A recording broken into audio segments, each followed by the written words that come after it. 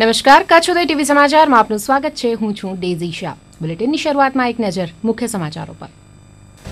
નખત્રાણા, અબડાસા અને ભુજના વધુ 67 ગામોને અછતગ્રસ્ત જાહેર કરવા રાજ્ય સરકારને કરાઈ દરખાસ્ત।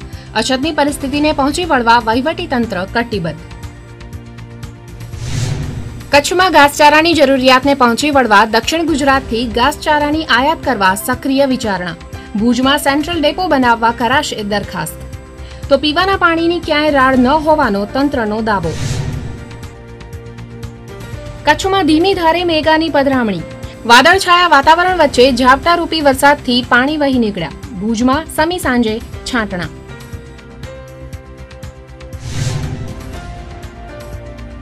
કચ્છ જિલ્લા પંચાયતની વિવિધ શાખાઓમાં 162 ઉમેદવારોને અપાયા નિમણૂક ઓર્ડર।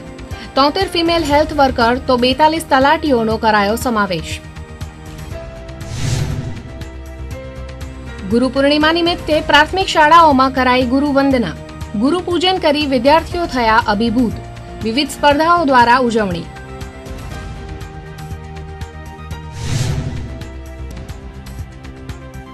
અસાધ્ય હડકવાના રોગથી ચેતતા રહેજો। દર્દીનો મર્યા સિવાય છૂટકો નથી। શ્વાન સિવાય મોટાભાગના પ્રાણી કરડવાથી પણ થઈ શકે છે હડકવા। એક ખાસ રિપોર્ટ।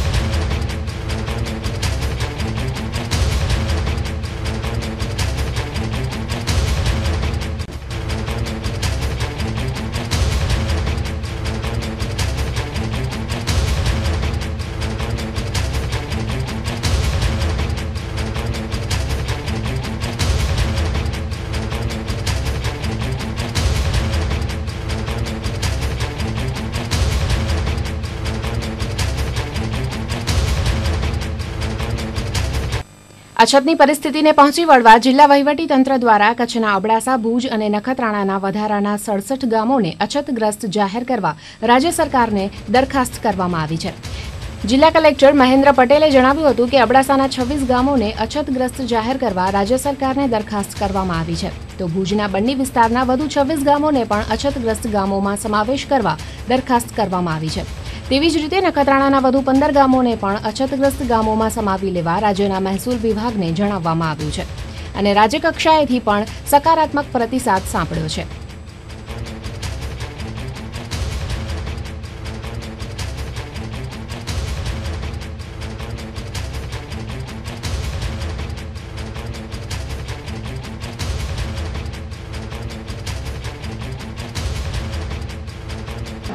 ઉપરાંત મેં જ્યારે એ વિસ્તારોની મુલાકાત લીધી તો ખાસ કરીને પશુધન માટે ઘાસચારાની જ વ્યવસ્થાની સૌથી વધારે મોટી મુશ્કેલી જણાય છે।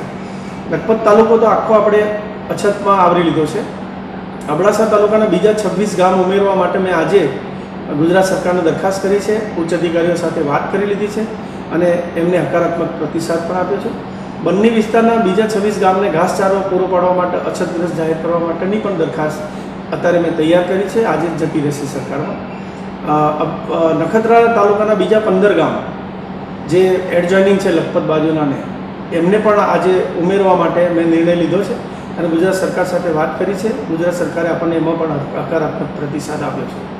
કચ્છ કલેક્ટર મહેન્દ્ર પટેલે કચ્છ ઉદય ટીવી ન્યૂઝને આપેલી મુલાકાતમાં જણાવ્યું હતું કે નખત્રાણા, અબડાસા, લખપત અને ભુજના બન્ની વિસ્તારમાં ઢોરવાડાઓ મારફતે પશુઓને નિયમિત ઘાસચારો મળી રહે તેવી વ્યવસ્થા ઊભી કરવામાં આવી છે। રાજ્ય કક્ષાએથી 4 કરોડ રૂપિયા જેટલી સબસિડી આવી છે, જે ઢોરવાડા સંચાલકોને 2 દિવસમાં ચૂકવી દેવામાં આવશે। તો કચ્છમાં 13 લાખ કિલો ઘાસનું વિતરણ કરાયું છે અને 15 લાખ કિલો ઘાસ રાજકોટથી મંગાવવામાં આવી રહ્યું છે, જેમાંથી 8 લાખ કિલો ઘાસ મળી ગયું છે। રાજકોટ ખાતે ઘાસચારાના નિકાસ માટે 2 નાયબ મામલતદારોને ખાસ ફરજ પર નિયુક્ત કરવામાં આવ્યા છે। કચ્છના પશુધનને ઘાસચારાની તકલીફ ન પડે તે માટે ભુજ ખાતે સેન્ટ્રલ ડેપો બનાવવાનું આયોજન કરાયું છે. ઘાસચારાની પરિસ્થિતિને પહોંચી વળવા માટે દક્ષિણ ગુજરાતમાંથી ટ્રેનો મારફતે ઘાસચારો મંગાવવાનું વિચારાઈ રહ્યું છે.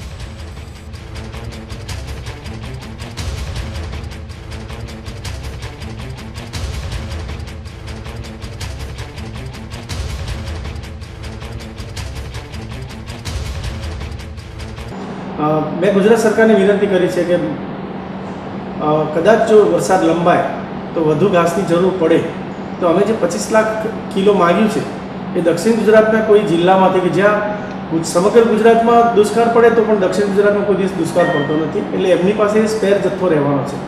આજે આપણે રાજકોટથી લાવીએ, સુરેન્દ્રનગરથી લાવીએ, પણ કાલે કદાચ એ લોકોને જરૂર ન પડે એના માટે થોડો રિઝર્વ સ્ટોક એ લોકો રાખશે. તો દક્ષિણ ગુજરાતમાંથી મને જો ટ્રેન મારફતે આખી રેક ભુજ ખાતે આપવામાં આવે તો ભુજ ખાતે હું એક સેન્ટ્રલ ડેપો ઊભો કરી દઉં અને ત્યાંથી જ ટ્રકો મારફતે આપીએ, એટલે વચ્ચે જે ગેપ પડે છે કોઈ વાર કે ઘાસ ખલાસ થઈ જાય અને આવતો એને 1-2 દિવસ લાગે તો આ ગેપ નિવારી શકાય. આના માટે પણ હું પગલાં લઈ રહ્યો છું. કચ્છના કલેક્ટર તરીકે ચાર્જ સંભાળ્યાના બીજા જ દિવસે કલેક્ટર મહેન્દ્ર પટેલે અછતગ્રસ્ત નખત્રાણા, અબડાસા અને લખપત તાલુકાની મુલાકાત લઈ પાણી, ઘાસચારો અને મનરેગા કામોની સમીક્ષા કરી સંબંધિત અધિકારીઓને જરૂરી સૂચનાઓ આપી હતી. કલેક્ટર મહેન્દ્ર પટેલે એવો દાવો કર્યો હતો કે ત્રણેય તાલુકાઓમાં પાઇપલાઇન મારફતે લોકોને પીવાનું પાણી મળી રહે છે અને ક્યાંય કોઈ ફરિયાદ નથી. તો પશુઓ માટે પણ પીવાનું પાણી પૂરું પાડવા ટેન્કરો મારફતે પાણી પુરવઠો પહોંચાડવામાં આવે છે.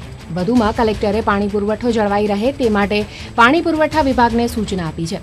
દર સોમવારે સમીક્ષા બેઠક મળે છે, તેમ છતાં આકસ્મિક સંજોગો હોય તો ફોન દ્વારા પણ કે SMS દ્વારા પણ મંજૂરીની પ્રક્રિયા કરી લેવા અધિકારીઓને તાકીદ કરવામાં આવી છે.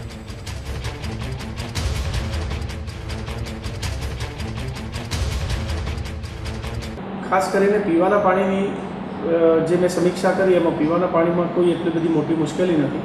પાઇપલાઇનથી બધી જગ્યાએ લગભગ પાણી પહોંચે છે અને પશુધન માટે ટેન્કરોની પણ એડિશનલ વ્યવસ્થા કરી છે. GWSSBને મેં સૂચના આપી છે કે જ્યાં જ્યાં જરૂર પડે ત્યાં દર સોમવારે સાંજે 5 વાગે અમે મળીશું. લાંબો સમય રાહ જોવડાવ્યા બાદ કચ્છમાં મેઘાની છાંટા અને ઝાપટાના રૂપમાં પધરામણી થઈ ગઈ છે.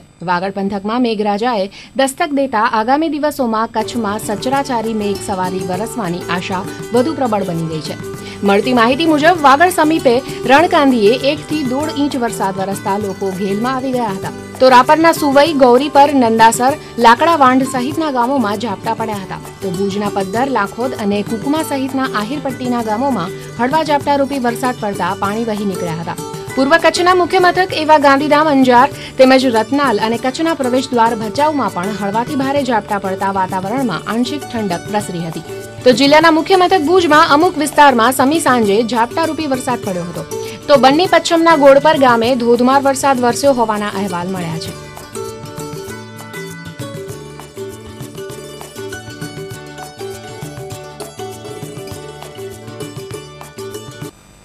ગાંધીધામના સેક્ટર 1માં આવેલી ગાંધી સર્જિકલ હોસ્પિટલમાંથી 11,400 રૂપિયાની ચોરી થયાની ફરિયાદ પોલીસ સ્ટેશને નોંધાઈ છે. ફરિયાદી શીતલબેન ગાંધીની ગાંધી સર્જિકલ હોસ્પિટલમાંથી ગત રાત્રિના 12:30 વાગ્યાથી 1 વાગ્યાના ગાળા દરમિયાન દર્દીઓની જમા થયેલી ફીની 7,400ની રોકડ રકમ અને રસોઈ બનાવવાના 4,000ના વાસણોની ચોરી થઈ ગઈ છે. હોસ્પિટલમાં જ રસોઈ બનાવવાનું કામ કરતા રમેશજી જીવણજી રાણાવાડિયા અને જમનાબેન ગોવિંદભાઈ ગરવાને ચોરીના શકદાર તરીકે દર્શાવવામાં આવ્યા છે. બી ડિવિઝન પોલીસે ગુનો નોંધી આરોપીઓને પકડી પાડવા ચક્રો ગતિમાન કર્યા છે.